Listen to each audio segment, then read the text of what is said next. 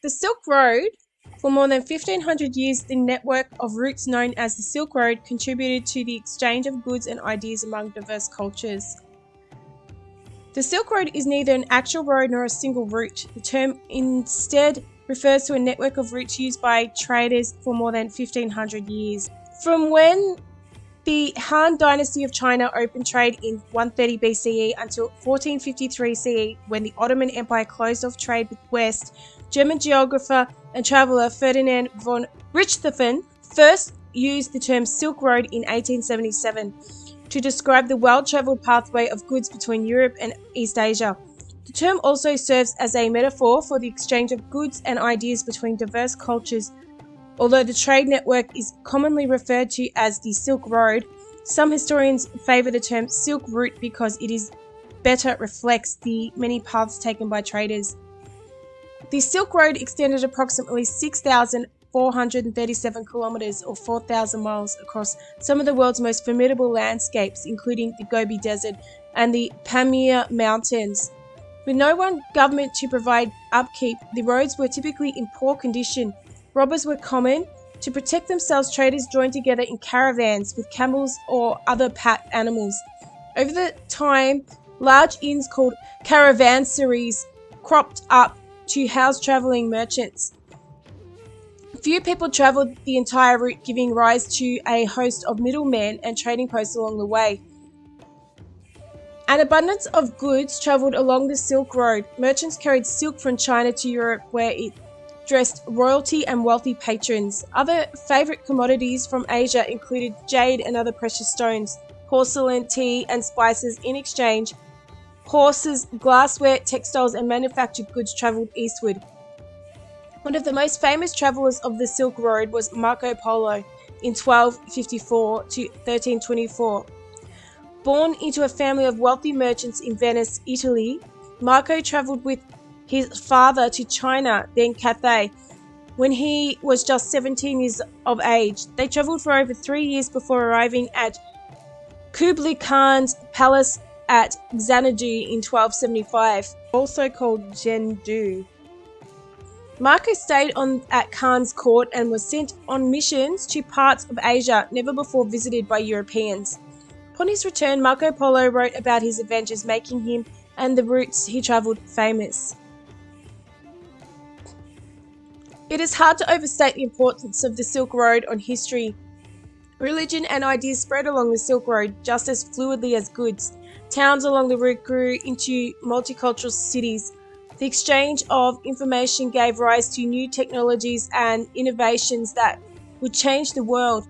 The horse, introduced to China, contributed to the might of the Mongol Empire, while gunpowder from China changed the very nature of war in Europe and beyond. Diseases also travelled along the Silk Road. Some research suggests that the Black Death, which devastated Europe in the 1340s, likely spread from Asia along the Silk Road. The age of exploration gave rise to faster routes between the East and West, but parts of the Silk Road continue to be critical pathways among varied cultures today. Parts of the Silk Road are listed on UNESCO's World Heritage List. So, the decline and disintegration in 15th century. The fragmentation of the Mongol Empire loosened the political culture and economic unity of the Silk Road. Turkmeni marching lords seized land around the western part of the Silk Road from the decaying Byzantine Empire. After the fall of the Mongol Empire, the great political powers along the Silk Road became economically and culturally separated. Accompanying the crystallization of regional states was the decline of nomad power, partly due to the devastation of the Black Death and partly due to the encroachment of sedentary civilizations equipped with gunpowder. Significant is Armenia's role in making Europe-Asia trade possible by being located in the crossing roads between these two. Armenia had a monopoly on almost all trade roads in the area and a colossal network. From 1700 to 1765, the total export of Persian silk was entirely conducted by Armenians. They were also exporting raisins, coffee beans, figs, Turkish yarn, camel hair, various precious stones, rice, etc. from Turkey and Iran. So the Silk Road continued to flourish until it was disrupted by the collapse of the Safavid Empire in 1720s.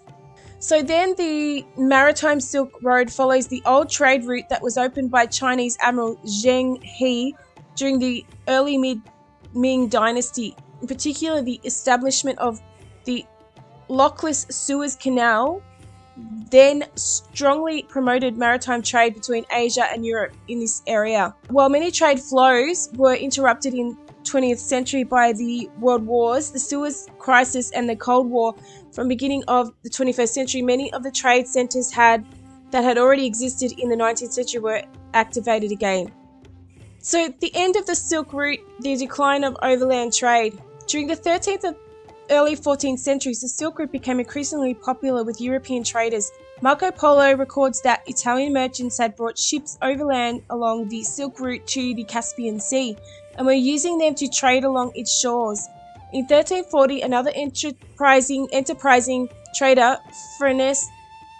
Francesco Pegolotti, wrote La Patrica della Mercatura, the practice of trade, giving useful information for merchants setting out for the east and recommending the Eurasian steep route. Pergolotti may never have travelled east himself, so his guide was probably compiled from the accounts of many traders who had. Then in 1368, the Mongols were finally expelled from China. The empire, already divided, began to decline. It briefly revived under Timur and Lame, bringing great wealth to his capital, Samarkand, but disappeared completely after his death in 1404. Trade along the Silk Route passed once more into the hands of local traders. This breakdown in international trade was also caused by the tension between the Christian Europeans and the Muslim people of the Middle East. This was mainly due to the Crusades, which the Europeans had launched from the 11th to the 13th century to capture Christian sites in the Holy Land, now occupied by modern Israel. The Christians had started taking over territory on the eastern shores of the Mediterranean, and the Muslim inhabitants counterattacked, eventually driving them out. In 1453, a Turkish Muslim army finally captured the last Christian stronghold in the Near East, Constantinople, and the Byzantine Empire came to an end. After this, Europeans were no longer able to travel freely along the western part of the Silk Route. The remaining trade was carried by Muslim merchants, and goods travelled between east and west by land in decreasing quantities. By the 15th century, classical knowledge hitherto preserved in Byzantine, Sasanian, and Arab libraries was making an enormous impact on Europeans. This marks the period of cultural reawakening, which we know as the Renaissance, and some might say it's the Reformation that did so, but new discoveries were being made in science and the arts. With them came the great age of European exploration. The Europeans had realized that the world was round and dreamed of discovering a new trade route to the east by traveling west around the globe in 1492. Christopher Columbus set off across the Atlantic Ocean to try and reach China by this western route, so the New World, America, was found or rediscovered. They already knew America was there. Meanwhile, Portuguese explorers such as Bartholomew Dias and Vasco da Gama had found a sailing route around Africa and the Indian Ocean to India. This route now linked up the spice route from the Far East. The Europeans had at last found a way of trading directly with China and Southeast Asia, which avoided paying money to the middlemen conducting the caravans along the Silk Route. And by this stage, the middlemen were the Ottoman Turkic people, and the people of Europe were the old traders from controllers of the Silk Road who had moved into Venice. Okay, so European sea trade merchants and routes. European societies relied heavily on their ability to trade things over sea routes. In this lesson, we'll talk about 3 major sea trading empires and see what route they used to conduct their international business. So Egypt has some of the best chamomile in the world. Greece has some of the best olives. Northern Europe is full of lumber and mineral resources, and there are some great quality pigments used for dyes found around Turkey. All of these areas have great stuff, and luckily they all near major bodies of water. This is true now, and it was true back when settled civilization first appeared. Millennia ago, early human societies of Europe realized two very important things. First, they realized that the world was full of neat stuff that they wanted. Neat. Sounds like Ned Flanders. And were willing to trade for. Second, they realized that putting something on a boat and sailing was much easier than carrying it. European maritime trade, or water-based trade, is a tradition going back millennia that sustained economic growth all across the continent. In fact, these maritime networks were so important to European economies, you could say that in order to see trade, you had to sea trade. Hey, it was Ned Flanders. Let's look at a few of the dominant maritime trading empires of European history. First, we've got the Byzantine Empire, based out of Constantinople, today Istanbul, from roughly 330 to 1453 CE. The Byzantines were in an ideal location for trade and sat in the middle of the trade routes stretching from China to London. This success was thanks to their access to multiple sea routes. For one, the Byzantine Empire was centered around the Mediterranean Sea. Their expansive control of the region gave them nearly unlimited ports across northern Africa and southern Europe. From the Mediterranean, the Byzantine could also access the Red Sea, connecting them to the Indian Ocean and trade routes with Asia. And this is Turkey, the Byzantine Empire in Constantinople, and we can see why it was so important for them to collapse the Ottoman Empire and to force Turkey into a 100-year treaty that basically stealing their ability to make money off this trading route through the Bosphorus and the ability to mine their own oil and have control over energy supplies in the region. Finally, Constantinople is located on the edge of the Black Sea, which brought them into contact with river-based trade routes extending as far as modern-day Russia. One of the major trade centers in this direction was Kiev, today Ukraine. And we can see why possibly this Ukrainian war is such an important situation today because of this trade sanction on Turkey coming to an end in 2023 and these powers shifting next year, and they're trying to take control of this region now. It's not what we think it is, and if you're interested in what's happening in the climate change scenario, I recommend listening to the Adapt 2030 channel and Christian at Ice Age Farmer, because it will explain why we are having problems in these regions due to food production and the decrease of crops being produced. Through the Black Sea and some major inland rivers, Byzantine merchants met with traders in Kiev who controlled vast trade routes stretching across Europe, Eastern Europe. So with all of this trade, it's no surprise that a lot of products came through the Byzantine Empire. Spices and silks from Asia, dyes from the Middle East, slaves from Eastern Europe, honey, lumber and furs from Russia, grains and food products from across Eurasia, salts, lumber, minerals and ivory all flowed through the lucrative markets of the Byzantine Empire. And in today's world, and back then as well, Ukraine was the breadbasket of Europe, Northern Africa and the Middle East. And if you look at how much grain the Ukraine supplies to Northern Africa and Lebanon, for example, it's between 80% of their grains are supplied from the Ukraine. And then also a lot of the food in the UK and Europe is supplied from Ukraine. And this year, the Ukrainian farmers are going to struggle even getting a crop in the ground.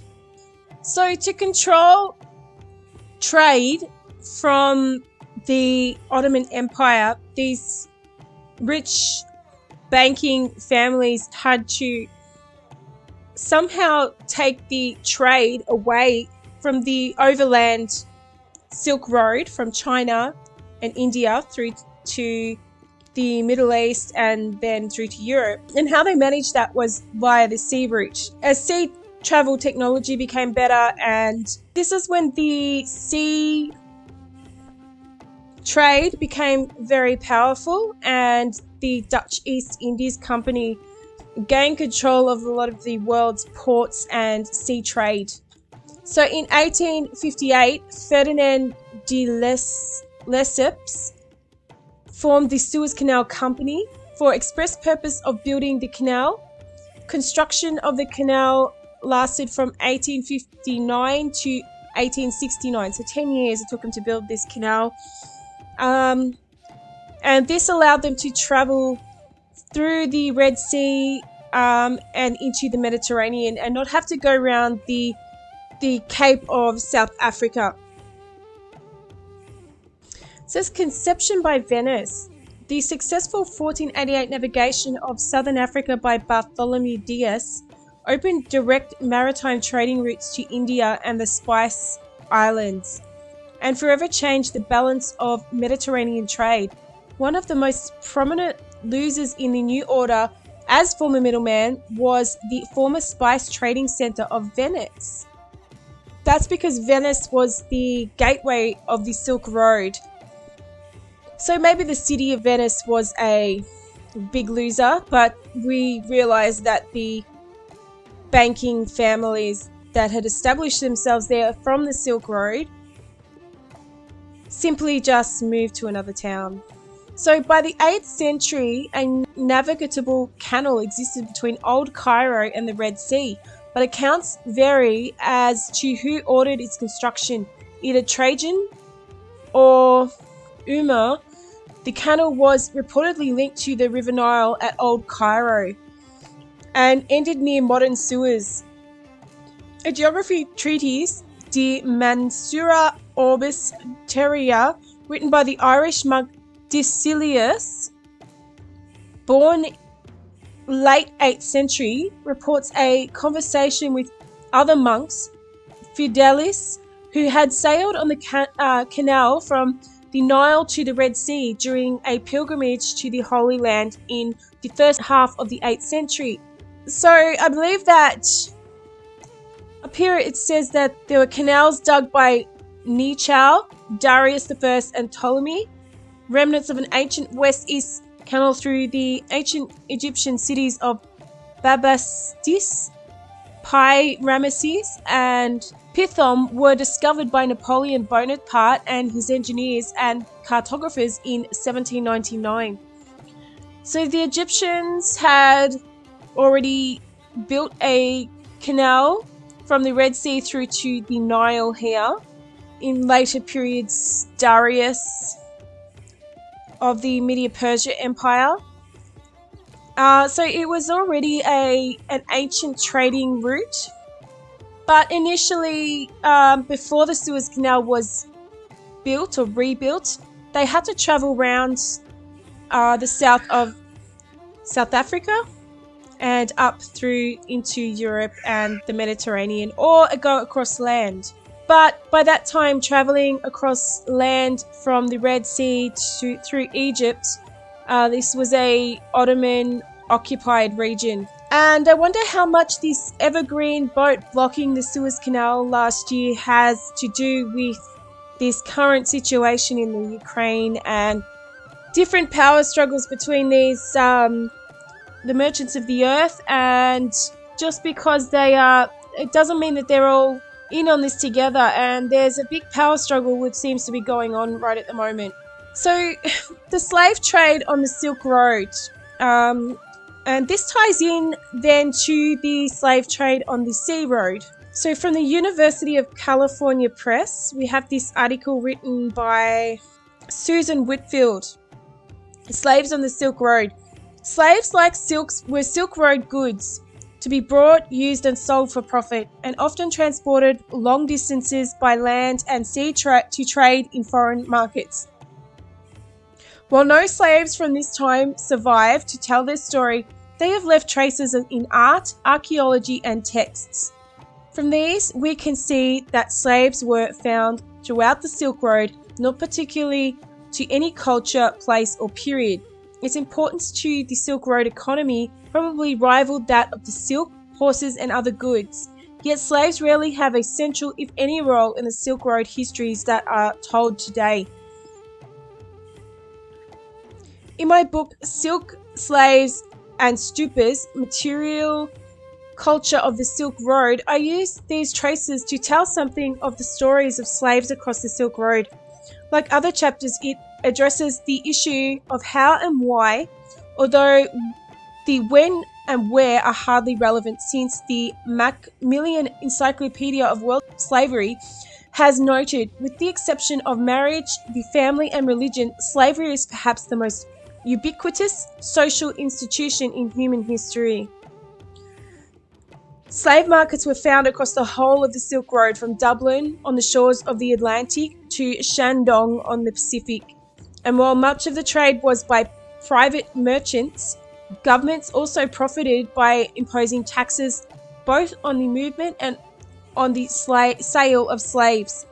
As with many other things, trade along the Silk Road, there was both local and regional trade, as well as trade over long distances. Dublin, for example, probably the largest slave market in Western Europe, was convenient for the Irish, Vikings, and others who had seized captives in raids and battles. Shandong in eastern China was specifically for selling on slaves captured from the Korean peninsula. But on the most extensive trading networks, certainly by the 9th and 10th centuries, was that in Slavs, captured by the Rus in northern Europe and sold at the capital of the Bulgar, and the capital of the Khazars, Kamlij. Atil Ibn Fadlan visiting Kamlij in 922 and wrote, "I saw the Russia when they came hither on their trading voyages and had encamped by the river Itil. With them there are fur maidens who are destined for sale to merchants, and they may have intercourse with the girl while their comrades look on. When their boats come to this anchorage, each one of them goes ashore and prostrates himself before the great image. Then he says, 'O my lord, I have come from a far country and have with me so many slave girls for such a price, and so many sable skins. I wish that thou should provide me with a merchant who has many dinars and dirhams, and who would buy from me at the price I desire.'" Marek Jankowiak argues that by the 9th and 10th centuries there was another distinct system also dealing in Slav slaves. Jewish merchants brought slaves at the market in Prague for sale to the Spanish, making payment, he argues, in small pieces of cloth that had an exchange rate for silver. He cites the travelogue of Ibrahim ibn Yaqub, a merchant from Tortosa, who noted the trade when he travelled to Prague in the 960s. He also cites Ibn Hurkal, who writes on Sakoliba, the land of the Slavs. The country of Sakoliba is long and wide. Half of the country is raided by the Khorasanis, or Khorazim, who take prisoners from it, while its northern half is raided by the Andalusians, who buy them in Galicia, in France, in Normandy, and in Calabria, so as to make them eunuchs, and therefore they ferry them over to Egypt and Africa. All the Squaliba eunuchs in the world come from Andalusia. They are castrated near this country. The operation is performed by Jewish merchants. So in 820 to 912 records a wider network extending from Western Europe through to Africa, Arabia, India, and China, run by Jewish merchants whom he refers to as Radhanites. It is worth quoting in full as one of the few detailed and extant itineraries. These merchants speak Arabic, Persian, Greek, Latin, Frankish, Andalusian, and Slavic. They journey from west to east, from east to west, traveling by land and by sea.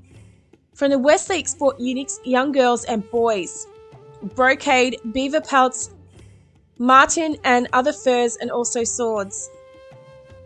They set sail from Firange, France, on the Western Sea, and then head for Farama, Pelusium, in Egypt. There, they transfer their merchandise to the backs of camels and travel to Qasam, Suez, on the Red Sea, a distance of 25 farsakhs. They sail down the Red Sea to Al-Jar, the port of Medina, and to Jeddah, the port of Mecca. Then they continue to Sindh, India, and China. They return from China with musk, aloe wood, camphor, cinnamon, and other Eastern products. Docking again at Qasam, then proceed to Farama, where they again set sail on the Western Sea. These different journeys can be made by land. The merchants that start from Spain or France go to Sas al-Aqsa near Tangier, and then to Tangier, whence they walk to Kairouan, the capital of Egypt. Thence they go to Ramaya, visit Damascus, Al-Kuf, Baghdad, and Al-Basra, cross Ahvaz, Fars, Kerman, Sindh, Hind, and arrive in China. And that's a big mouthful. Sometimes, also, they take the route behind Rome and passing through the country of the Slavs arrive at Kamnij, the capital of the Khazars. They embark on the Georgian Sea, Caspian, arrive at Balkar, betake themselves from there across to Oxus and continue their journey towards Yurt, Toghazgaz, Turkic lands in Central Asia, and from there to China. So this Turkic lands is really important, and I'll come back to that later. So it was not only the merchants who profited from the slaves, the governments of the lands they passed through or ports of embarkation and markets they sold at often imposed taxes or monopolies. For example, although there was a slave market at Constantinople in the Valley of the Lamentations, several contemporary sources note that the merchants often avoided it because at the high taxes and the ships docked instead at Antioch. Rotman and Todd in 2009. In the 8th century, Canfu, present-day Guangzhou in southern China, all goods coming into ports were controlled by the government office of the Commissioner for Commercial Argosies, which purchased all imports desired by the government. So we see how these governments, I think at the time in Constantinople, that's the headquarters for the Roman Catholic Church in the east, and these merchants made profit from people's misery and slavery. Turkic male slaves for the Caliphate army were taken from the border of the steppe in Central Asia to Nishapur, which sent thousands of slaves westward to Baghdad each year. Male slaves could be transported across the Amu Darya only with government-issued licenses, costing from 70 to 100 dirhams. So, not much has changed today. It's just all under the carpet because these merchants and these families are still trading in the misery of people's lives. And they do still like their Slavic girls. So in this article by Eli Faber of the New York University, we have Jews, slaves, and the slave trade. So after the exile from England that had lasted almost 4 centuries, Europe's Jewish inhabitants learned in the middle of the 1650s that they could once again reside in that nation. Expelled in 1290, they had been forbidden to return until Oliver Cromwell's government quietly gave them permission to re-enter the country after receiving a delegation sent to the Jewish community of Amsterdam to argue the case for readmission. And Cromwell is a really interesting character, and I believe that he's a crypto convert. The Puritan movement was very brutal and not Christian. Around this time of Cromwell and Henry VIII, the Jews re-entered England, and with big banking incentives for these people in power. Although a handful of Jews had previously entered and taken up residence in England during the 1630s, and ironically not long after the City of London district was established with the Great Fire of London, their presence was illegal until Cromwell gave the nod to Jewish settlement in 1656, thereby inaugurating what is known as Anglo-Jewish history and the resettlement. Whether prompted by economic calculation or by the Puritan belief that the conversion of the Jews would precede the advent of the millennium, the government disregarded opposition among the merchants of the City of London and unofficially assented to the return of the Jews. By 1663, approximately 220 of them resided in London. Some, in flight from the Inquisition, came directly to England from Spain and Portugal. And in 1666 was the Great Fire of London, and that was the beginning of the rebuilding of the banking district. Others originated in the Canary Islands, France, and the German port of Hamburg, while still others came from Holland, a centre of Jewish settlement dating only to the end of the previous century. Virtually all traced their origins to the Iberian Peninsula as descendants of thousands of Jews who had remained in Spain and Portugal after those nations had expelled their Jewish populations. Spain in 1492 and Portugal in 1497. Jews who decided to remain after the expulsion could do so only if they accepted Christianity. Those who stayed and converted comprised a distinct social group in the two Iberian nations called the New Christians, a category first created in Spain at the end of the previous century following a wave of massacres and forced conversions in 1391. There's many countries that expelled the Jews previous to this. England, as it says up here, also did that, but that didn't mean they left the country, because they converted to so-called Christianity and became crypto followers of their faith or their money trade. And that's what's important, is because Jews cannot charge each other interest. They can only charge interest on the inferior population of Gentiles, noted by their Talmudic beliefs. The New Christian label proved to be a term of opprobrium that passed from one generation to the next, because many new Christians prospered as merchants, achieved eminence in the professions and in the public office, or served as tax collectors. They frequently became targets of vilification. More terribly, many were accused of secretly adhering to Judaism and of transmitting it to their children. To root out these heresies of crypto-Judaism, the office of the Holy Inquisition periodically unleashed fierce campaigns in both Spain and Portugal during the 16th, 17th and 18th centuries. Arrest as a new Christian automatically meant the loss of one's property, and frequently tortured by the Inquisition as it sought to extract confessions. Some went mad in the Holy Office's dungeons, while hundreds were delivered after their examinations to the civil authorities for public death or by burning at the stake. So, the nations weren't run by a corrupt church and a corrupt royalty, and implemented just laws and protected their people as they should.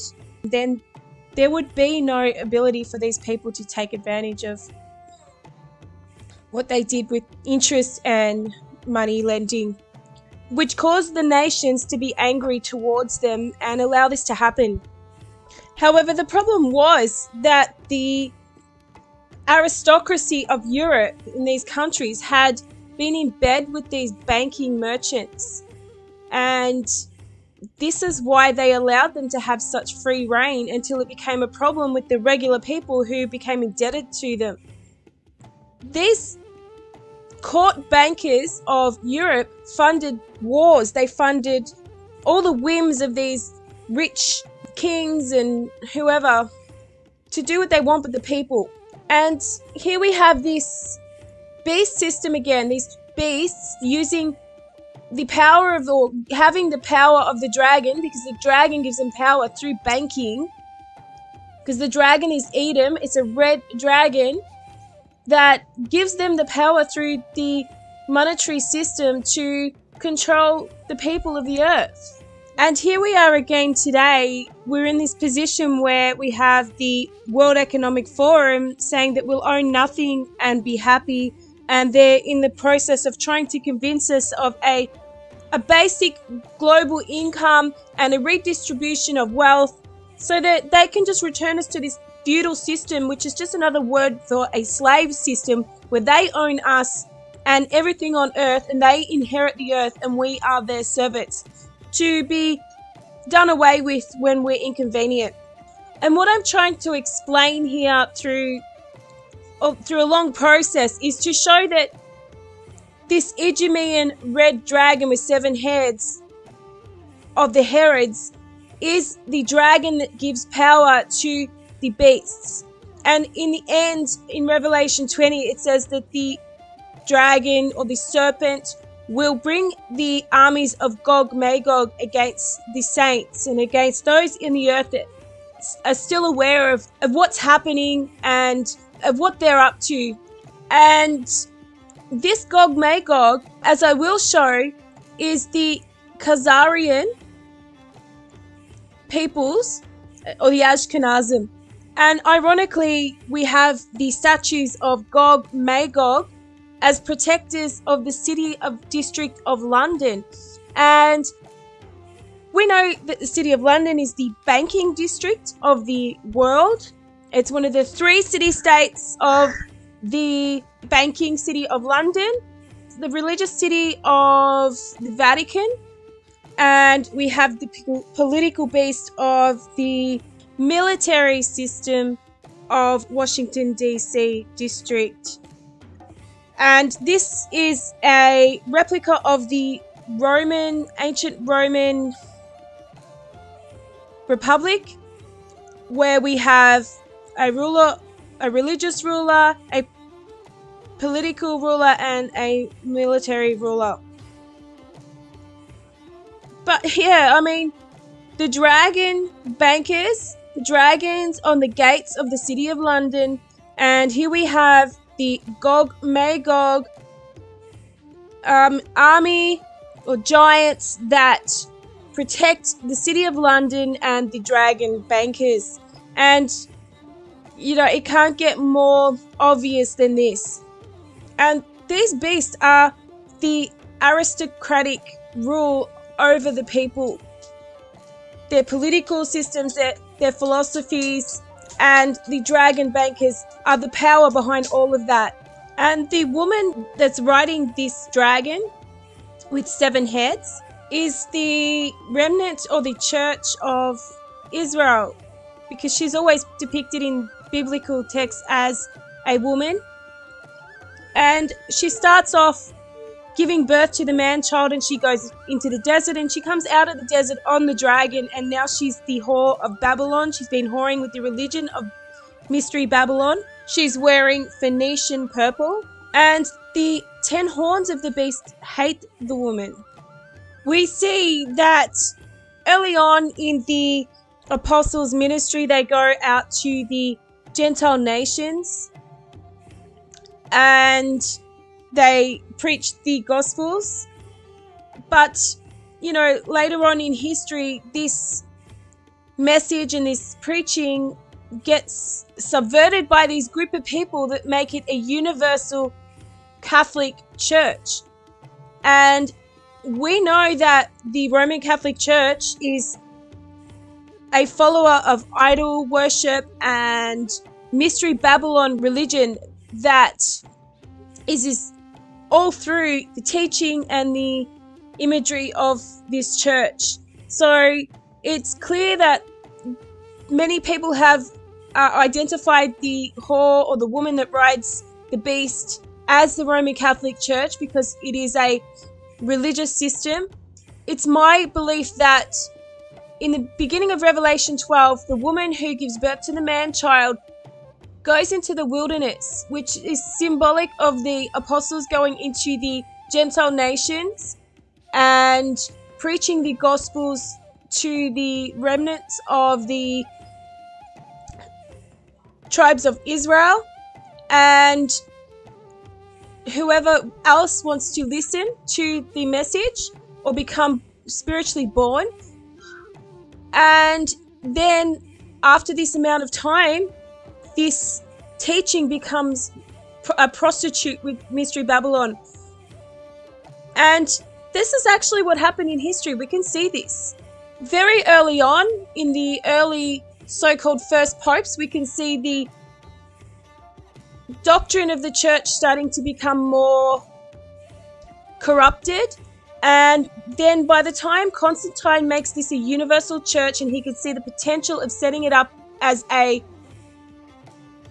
temple system, just as they had in Jerusalem, because it is based and mirrored on the temple system of Jerusalem, they saw the potential of the control of the people through church and state. And by this time, we have a church that is fully prostituting itself with Mystery Babylon, teaching of these dragon descendants. New Christians in the 1590s began to emigrate from Spain and Portugal, combined under a single crown at the juncture, to the Netherlands, then in the midst of the 80-year rebellion against Spanish rule. Once safe in Holland, many new Christians reverted to Judaism. A thriving Jewish community consequently established itself in Amsterdam. Before long, it grew to be Europe's largest, expanding from approximately 200 individuals in 1609 to about 2,000 at mid-century. While Holland's rigid Calvinist clergy opposed the Jews, Amsterdam's civil authorities were tolerant towards them. Although they were barred from retail trade and the artisan crafts had to wait almost 50 years for the right to worship publicly in Amsterdam, and even longer to settle in many of Holland's towns, the prevailing atmosphere in their new home proved to be one of mildness and benevolence. It was from the Jewish community in Holland that the resettlement in England began. Coping at mid-century with a surge of Jewish refugees from Spain, Portugal, Brazil, and German states and Poland, the leaders of Amsterdam Jewish community dispatched an emissary to London to propose to Oliver Cromwell that the Jews be permitted to settle in England. The resettlement was the result of this mission.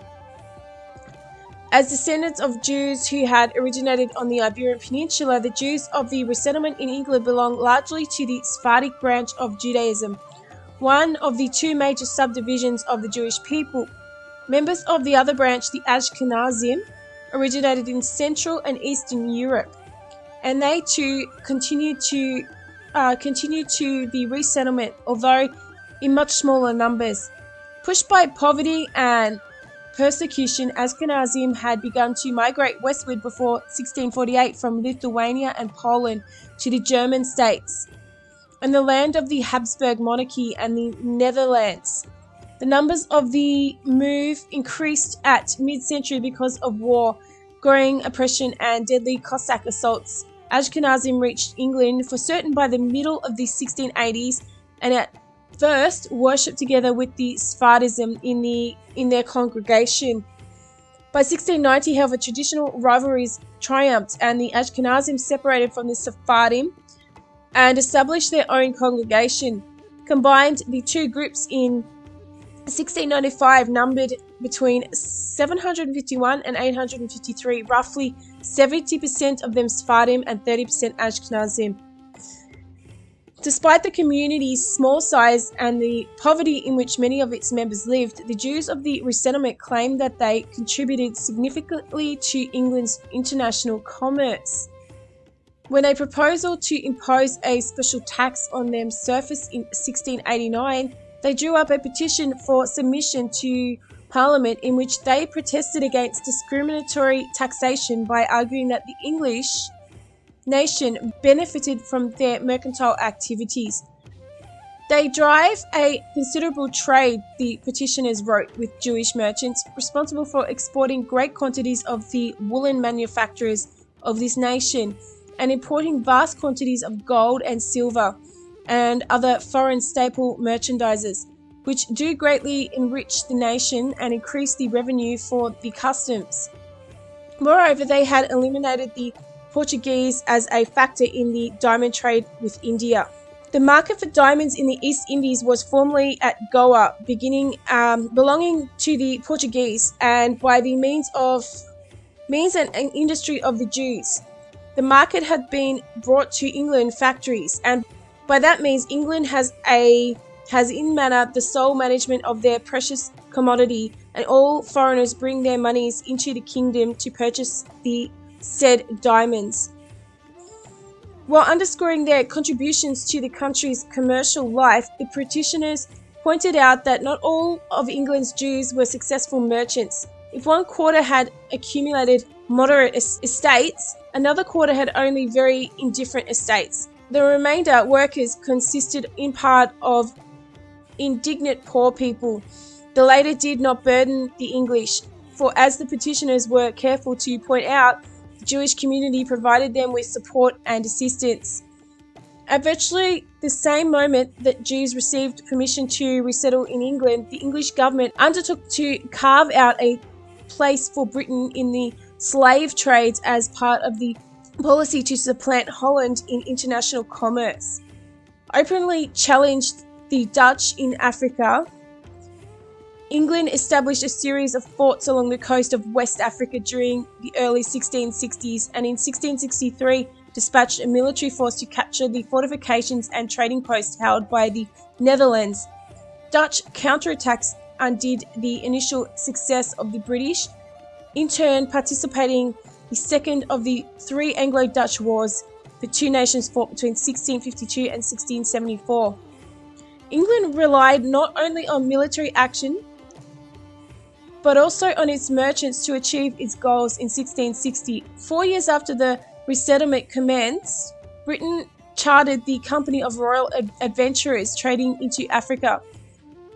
Obtaining gold was initially its primary purpose, but in 1663 the slave trade became one of the company's aims when the government revised its charter.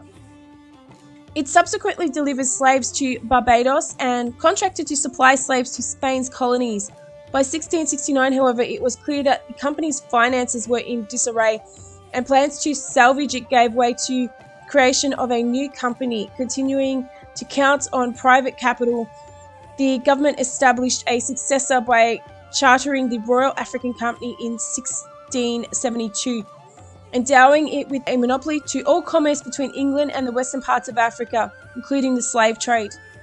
Although the new company proved incapable of earning profits on a sustained basis, plunging towards bankruptcy by the 1700s, it did succeed in penetrating the slave trade, transporting in excess of an estimated 90,000 slaves to the Caribbean between 1673 and 1711. Wow, 90,000.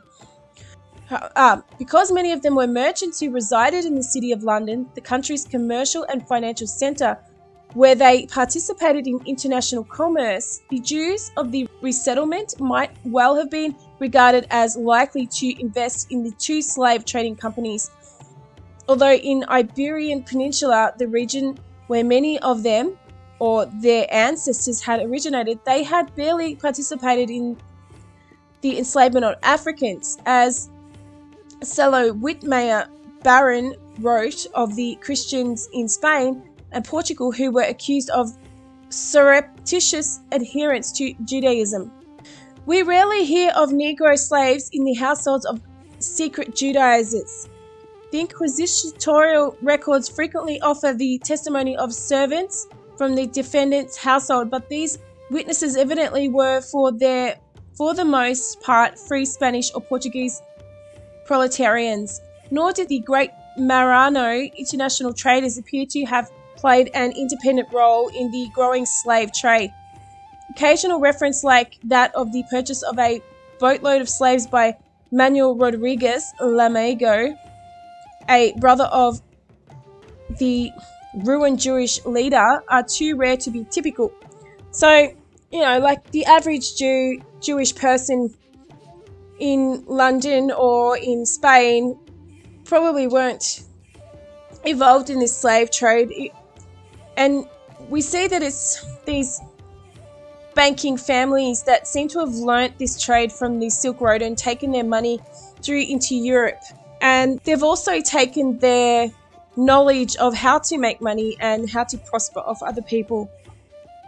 So the Dutch East India Company, officially the United East India Company, was a multinational corporation founded by a government-directed consolidation of several rival Dutch trading companies in early 17th century.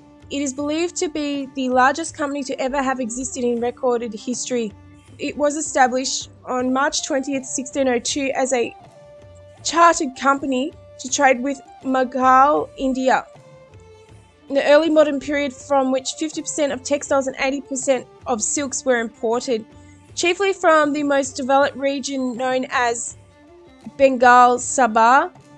In addition, the company traded with Indianized Southeastern Asian countries when the Dutch government granted it a 21-year monopoly on the Dutch spice trade. So the Dutch East India Company, after the 1730s, the fortunes of the VOC started to decline. 5 major problems, not all of equal weight, explain its decline over the next 50 years to 1780. There was a steady erosion of the intra-Asiatic trade because of the charges in the Asiatic political and economic environment at the VOC could do little about. These factors gradually squeezed the company out of Persia, Surat and Malabar coast, and Bengal. The company had to confine its operations to the belt it physically controlled from Ceylon through the Indonesian archipelago. The volume of this intra-Asiatic trade and its probability therefore had to shrink. The world's oldest trade, Dutch slavery and slave trade in the Indian Ocean in the 17th century.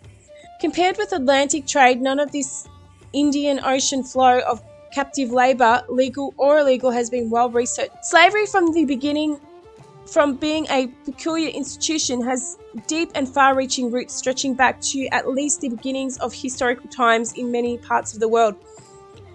In his 5-volume Magnus Opum on the Dutch East Indies, Calvinist minister Francois Valentin Tigen, can't pronounce that, probably called the enslavement of human beings the world's oldest trade. For most of the 17th and 18th centuries, the Dutch were active participants in the Atlantic and Indian Ocean slave trades.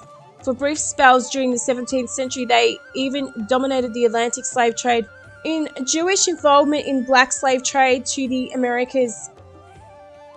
The following passages are from Dr. Raphael's book, Jews and Judaism in the United States, a documentary history by Rabbi Mark Lee Raphael.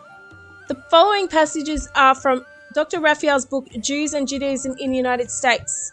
Jews also took an active part in the Dutch colonial slave trade. Indeed, the bylaws of the Recife and Mauritia congregations in 1648 included an imposter Jewish tax of 5 soldos for each Negro slave a Brazilian Jew purchased from the West Indies Company.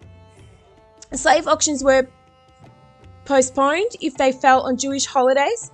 In Curacao in the 17th century, as well as in the British colonies of Barbados and Jamaica in the 18th century, Jewish merchants played a major role in the slave trade. In fact, in the American colonies, whether French, Martinique, British or Dutch, Jewish merchants frequently dominated. And this is where they began to take their money offshore out of their own country and start trading in these little Caribbean islands, and they were able to hide what they were doing.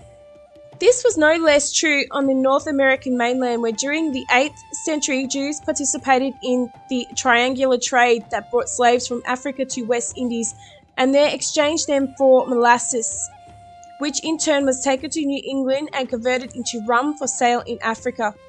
Isaac da Costa of Charleston in the 1750s, David Franks of Philadelphia in the 1760s, and Aaron Lopez of Newport in the late 1760s and early 1770s dominated Jewish slave trading on the American continent. Dr. Raphael discusses the central role of the Jews in the New World commerce and the African slave trade. 17th and 18th centuries Jewish inter-island trade, Curico, 1656. During the 16th century, exiled from their Spanish homeland and hard-pressed to escape the clutches of the Inquisition, Spanish and Portuguese Jews fled to the Netherlands. The Dutch enthusiastically welcomed these talented, skilled Huissenersmen, while thriving in Amsterdam, where they became the hub of unique urban Jewish universe and attained status that anticipated Jewish emancipation in the West. By over a century, they began in the 1500s and 1600s to establish themselves in the Dutch and English colonies in the New World. These included Curaçao, Suriname, Recife, and New Amsterdam, Dutch, as well as Barbados, Jamaica, Newport, and Savannah, English. In these European outposts, the Jews, with their years of mercantile experience and networks of friends and family providing market reports of great use, played a significant role in the merchant capitalism, commercial revolution, and territorial expansion that developed the New World and established the colonial economies. The Jewish-Caribbean nexus provided Jews with the opportunity to claim a disproportionate influence in 17th and 18th century New World commerce, and enabled West Indian Jewry, far outnumbering its coreligionists,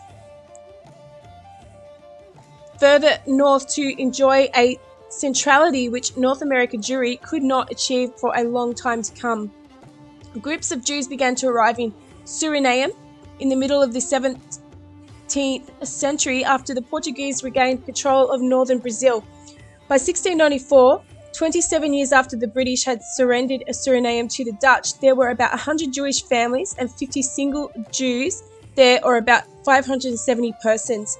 They possessed more than 40 estates and 9,000 slaves, contributed 25,905 pounds of sugar as a gift for the building of a hospital, and carried on an active trade with Newport and other colonial ports. By 1730, Jews owned 115 plantations and were a large part of the sugar export business, which sent out 21,680,000 pounds of sugar to European and New World markets in 1730 alone. Slave trading was a major feature of Jewish economic life in Suriname, which, as a major stopping off point in the triangular trade, both North American and Caribbean Jews played a key role in this commerce. Records of a slave sale in 1707 reveal that the 10 largest Jewish purchasers, 10,400 guilders, spent more than 25% of their total funds, 38,605 guilders exchanged. Jewish economic life in the Dutch West Indies is in the Northern American colonies. It consisted primarily of mercantile communities with large inequities in the distribution of wealth. Most Jews were shopkeepers, middlemen, or petty merchants who received encouragement and support from Dutch authorities. In Curaçao, for example, Jewish commercial life began after the Portuguese victory in 1654. In 1656, the community founded a congregation, and in the early 1660s brought its first rabbi to the island. Curaçao, with its large natural harbour, was the stepping stone to the other Caribbean islands and thus ideally suited geographically for commerce. The Jews were the recipients of favourable charters containing generous economic privileges granted by the Dutch West Indies Company in Amsterdam. The economic life of the Jewish community of Curacao revolved around ownership of sugar plantations and marketing of sugar, the importing of manufactured goods, and heavy involvement in the slave trade. Within a decade of the arrival, Jews owned 80% of the Curacao plantations. The strength of the Jewish trade lay in connections in Western Europe, as well as ownership of the ships used in commerce, while Jews carried on an active trade with French and English colonies in the Caribbean. Their principal market was Spanish Main, today Venezuela and Colombia. The extant tax list gives us a glimpse of their dominance. Of the 18 wealthiest Jews in the 1702 and 1707 tax list, 9 either owned a ship or had at least a share in a vessel. By 1721, a letter to the Amsterdam Jewish community claimed that nearly all the navigation was in the hands of the Jews. Yet another indication of the economic success of Curacao's Jews is the fact that in 1707 the island's 377 residents were assessed by the governor and his council a total of 4,002 pesos. 104 Jews, or 27.6% of the taxpayers, contributed 1,380 pesos, or 34.5% of the entire amount assessed. The British West Indies 1680 tax list survives both from Barbados. They too provided useful information about Jewish economic life in Bridgetown itself. Out of a total of 404 households, 54 households or 300 persons were Jewish. 240 of them living in the town of St. Michael, yea Bridgetown. Contrary to most impression, many, indeed most of them, were very poor. There were only a few planters, and most Jews were not naturalized or indenizened, and thus could not import or pursue debtors in court. But the merchants holding letters of indenization opportunities were not lacking. Barbados sugar and its byproducts, rum and molasses, were the great demand, and in addition to playing a role in its export, Jewish merchants were active in the import trade. In John 2 verse 15, we have Jesus cleanses the temple. Now so in verse 15, now the Passover of the Jews was at hand, and Jesus went up to Jerusalem, and he found in the temple those who sold oxen and sheep and doves, and the money changers, doing business. When he had made a whip of cords, he drove them all out of the temple with the sheep and the oxen, and poured out the changers' money and overturned the tables. He said to those who sold doves, "Take these things away. Do not make my Father's house a house of merchandise." Then his disciples remembered that it was written, "Zeal for your house has eaten me up." So obviously the Jews of the temple were allowing merchandise within the temple. And, we have these Edomite converts, the Sadducees and the kings, or the Herods. And there's these two classes. There's this royal Idumean class, and there's this money-changing priestly class. In Revelation 18 verse 11, the kings of the earth who committed fornication and lived luxuriously with her will weep and lament for her when they see the smoke of her burning, standing at a distance for fear of her torment, saying, "Alas, alas, the great city Babylon, that mighty city, for in 1 hour your judgment has come." And the merchants of the earth will weep and mourn over her, for no one buys their merchandise any more. Merchandise of gold and silver, precious stones and pearls, fine linen and purple, silk and scarlet, every kind of citron wood, every kind of object of ivory, every kind of object of most precious wood, bronze, iron and marble, and cinnamon and incense, fragrant oil and frankincense, wine and oil, fine flour and wheat, cattle and sheep, horses and chariots, and bodies and souls of men. The fruit that your soul longed for has gone from you, and all the things which are rich and splendid have gone from you, and you shall find them no more at all. The merchants of these things who became rich by her will stand at a distance for fear of her torment, weeping and wailing, and saying, "Alas, alas, that great city, that is clothed in fine linen, purple and scarlet, and adorned with gold and precious stones and pearls, for in 1 hour such a great riches came to nothing." Every shipmaster, all who travelled by ship, sailors, and as many as trade on the sea, stood at a distance and cried out when they saw the smoke of her burning, saying, "What is like the great city?" And they threw dust on their heads and cried out, weeping and wailing and saying, "Alas, alas, that great city, in which all who had ships on the sea became rich by her. For all in 1 hour she is made desolate. Rejoice over her, O heaven, and you, holy apostles and prophets, for God has avenged you on her."